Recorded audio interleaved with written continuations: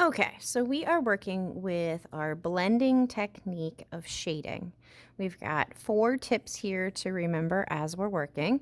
We want to make sure we're holding our pencil at a slight angle. So my hand is at about a 45-degree angle and my hand is resting on the table. You don't want to use the very side of your pencil, okay, or the very tip of your pencil. That's going to give you too fine a point or a weird texture. I want to be working with my hand just at this 45-degree angle. We're going to start with our lightest touch, barely touching the pencil to the paper. We want to go nice and slow. If you go too quickly, just looks like a bunch of scribbles. So we want to avoid that. Nice and slow, a little bit forward and a little bit back over what you're drawing so that we don't miss any places. No white should really remain. Nice and slow, little forward, a little bit back over it, not missing any spots as lightly as you can. Okay, I don't care what end you make darker, so if you're left-handed, it might be easier for you to make this end darker and fade out. I'm right-handed and it's easier for me to make this end darker. So that's where I'm going to start with a second layer. My second layer is going to go in a slightly different direction now. And I'm going to pull this, still going nice and slow, a little bit forward, a little bit back over it. Still nice and light, not really adding any more pressure. But I'm going to skip the very end. I'm not going to do that very end. I'm going to leave that my lightest value. Every layer is going to go in a slightly different direction as I build this up, and that's going to help your smoothness. Now, the idea of layering to make your values is something that will be very helpful as you move to higher level art classes. As the pencils get to be a better quality, you really need this layering to help add more of the color to your paper. And you can see as I'm building, I'm getting a darker value, but I'm also getting more smoothness. And I just continuously do less and less of my area.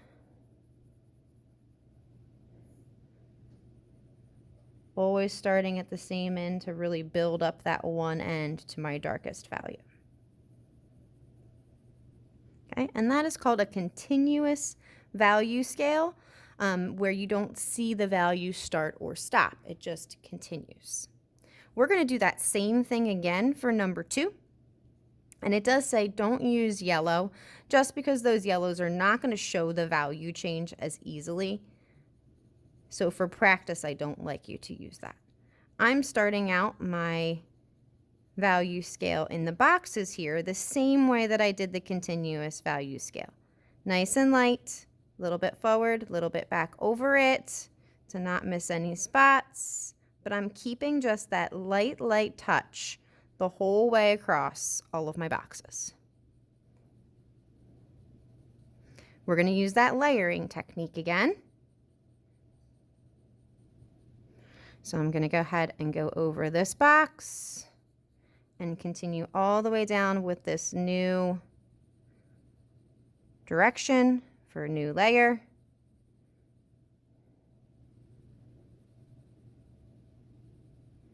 But I'm going to skip box number 1. I'm going to leave box number 1 as my lightest. And again, I don't care which end you leave to be your lightest value. But we do want to make sure that there is a value change between each box. So that's why the boxes are helpful.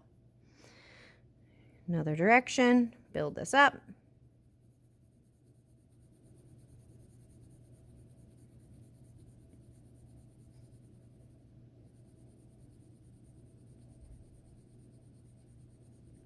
Skipping 2 boxes this time, but do make sure that this box is darker than that one.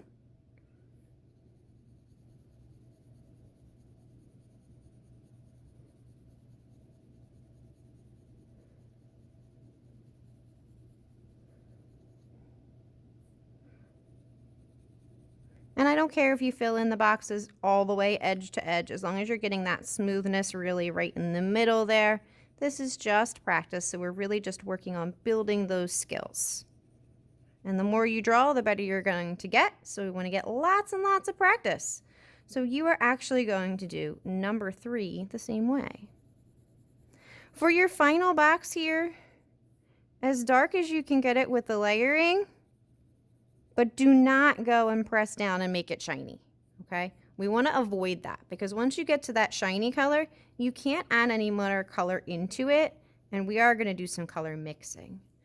So for box 3, again, same color, light to dark, same process. So you just get it more practice in there one more time. I'm not going to have you sit through that in this video.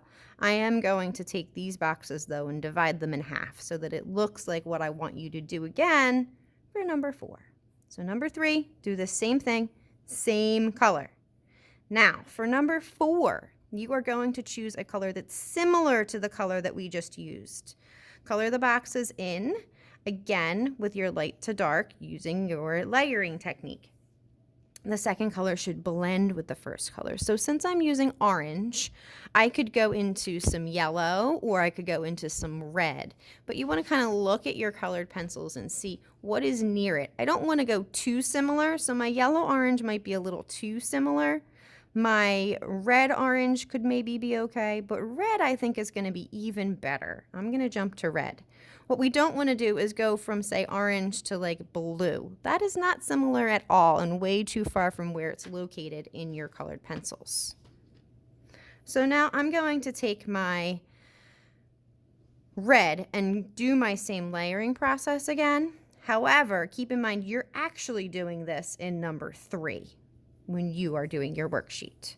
So I'm going to only do half of these boxes just to show you what the difference will be. You'll be able to see the difference in the 2 full boxes that you did. So I'm going over and adding a layer nice and light in red. So at first you're not going to see it very well in your darker values. You should see it better in your lighter values, but still keep that nice light touch. Follow all of the steps, all of the tips from above still, holding your pencil at that 45-degree angle, coloring a little bit forward and a little bit back over it to not skip any spaces, and just using that layering technique. Keep things nice and smooth.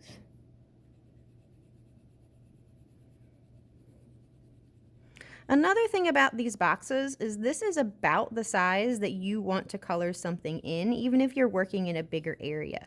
A mistake a lot of people make is that they try coloring in large areas, and you can see how you're going to have a bigger opportunity to leave those white spaces when you do that. So I want to be working no bigger than my hand being able to just go back and forth, or my fingers being able to go back and forth without my hand moving. That's really the best way to get some nice smooth shading. And I'm going to keep building up my darker values until you can really see that color change. Okay, so now hopefully you guys can see that and how our colors change. Again, your color changing one is going to be number 3 for you. And hopefully you can see the smoothness that is there. Good luck!